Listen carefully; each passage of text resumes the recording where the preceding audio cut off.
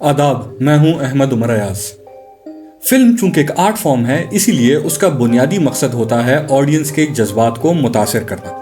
कुछ फिल्में चाहती हैं कि लोग उन्हें देखकर रोए, कुछ फिल्में लोगों को हंसाना चाहती हैं और कुछ फिल्मों का मकसद होता है लोगों को डराना। इस प्रोसेस को कैथारसिस भी कहते हैं और हर फिल्म का अपना एक खास किस्म का कैथारसिस होता है। लेकिन क्या आप ये बात जानते हैं कि कुछ ऐसी फिल्में भी एग्जिस्ट करती हैं जिनका मकसद होता है सिर्फ और सिर्फ ऑडियंस को डिस्टर्ब या बेचैन करना।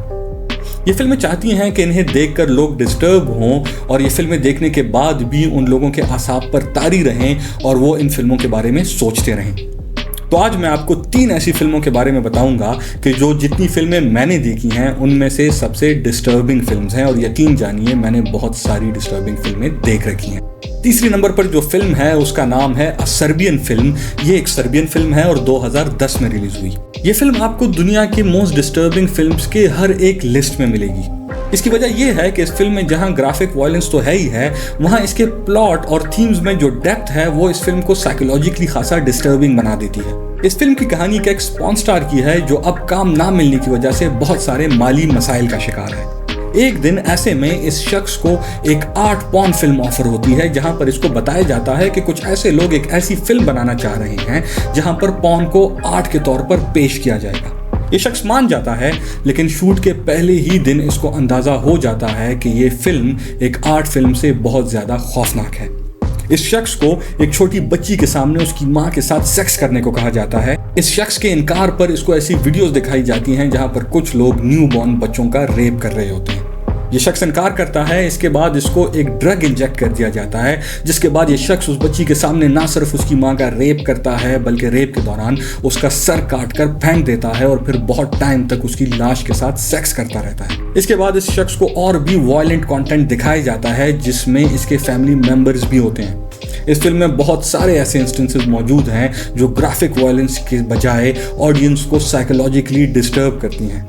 ये फिल्म नेक्रोफीलिया और पेडोफीलिया जैसे थीम्स पर भी बात करती है। दूसरी नंबर पर जो फिल्म है उसका नाम है मार्टिर्स। ये एक फ्रेंच फिल्म है जो 2008 में रिलीज हुई।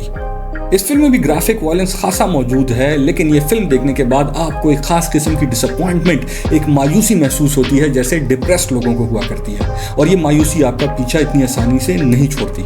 इस फिल्म की कहानी खासी बिजार है, जहां पर कुछ लोग मिलकर एक खास किस्म का साइंटिफिक स्पिरिचुअल एक्सपेरिमेंट कंडक्ट करते हैं, जहां पर वो और लोगों को इस हद तक तशद्दुद का निशाना बनाते हैं कि वो मरते तो नहीं है लेकिन मौत के करीब हो जाते हैं। अब इस हालत में होने की वजह से इन लोगों की जो स्टेट होती है तो चांस होता है कि इनको मौत के बाद की जिंदगी भी नजर आएगी। अब ऐसे में इन लोगों के हाथ लगती है एक लड़की जो अपनी पुरानी दुश्मनी का बदला लेने के लिए इन लोगों के घर जाती है। ये लोग उस लड़की को भी अच्छे खासे तशद्दुद का निशाना बनाते हैं, इस कदर तशद्दुद कि ये लोग इस लड़की की जिंदा खाल उतार देते हैं। अब ये लड़की जब उस स्टेट में पहुंचती है तो इन लोगों को लगता है कि शायद इसको मौत के बाद की जिंदगी दिख रही है। ये लड़की इनमें से मौजूद एक औरत के कान में कुछ कहती है और उसके बाद मर जाती है, और वो औरत भी खुद को मार देती है। अब चूंकि इस फिल्म में क्लोजर मौजूद नहीं, इसीलिए एक खास किस्म की डिसअपॉइंटमेंट आपका पीछा नहीं छोड़ती और वो डिसअपॉइंटमेंट आपको एक लंबे टाइम के लिए डिस्टर्ब करने में कामयाब रहती है। अब पहली फिल्म पर बात करने से पहले मैं एक ऑनरी मेंशन का जिक्र करना चाहूंगा। इस फिल्म का नाम है रेक्विएम फॉर अ ड्रीम। ये एक अमेरिकन फिल्म है जो 2000 में रिलीज हुई। इस फिल्म की कहानी 4 ऐसे नौजवानों की है जो नशे के आदी हैं और टाइम के गुजरने के साथ साथ इनकी एडिक्शन पागलपन में तब्दील होती जाती है। इस फिल्म की एक्टिंग, कैमरा वर्क और म्यूजिक खासा एग्रेसिव है और ऑडियंस को इजीली डिस्टर्ब कर सकता है। पहली नंबर पर जो फिल्म है उसका नाम है इर्रिवर्सिबल। ये एक फ्रेंच फिल्म है जो 2002 में रिलीज हुई। अब इस फिल्म के बारे में आपको कुछ भी बताने से पहले मैं आपको ये बताता चलूं कि ये वो वाहिद फिल्म है जो मुझसे पूरी नहीं देखी गई, इसीलिए ये मेरी लिस्ट में पहले नंबर पर है।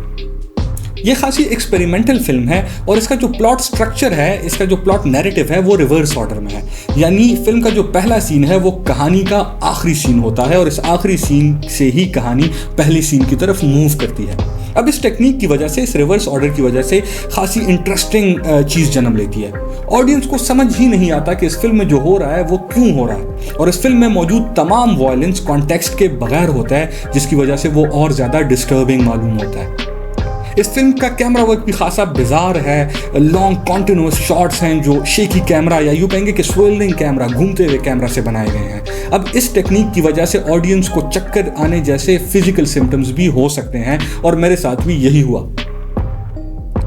इस फिल्म में भी ग्राफिक वायलेंस खासा मौजूद है और लॉन्ग कॉन्टिन्यूस शॉट्स की वजह से वो सारे का सारा वायलेंस बहुत रियल मालूम होता है। खास तौर पर फिल्म की शुरुआत में एक शॉट है जहां पर एक शख्स दूसरे शख्स का फायर एक्सटिंग्विशर की मदद से सर को चल रहा होता है। वो लॉन्ग कॉन्टिन्यूस शॉट है और वो खासा रियल मालूम होता है और बहुत डिस्टर्बिंग है। साथ ही साथ इस फिल्म में एक बहुत कॉन्ट्रोवर्शियल सीन भी मौजूद है जहां एक रेप को लॉन्ग कॉन्टिन्यूस शॉट में फिल्माया गया है और वो रेप बिल्कुल रियल मालूम होता है।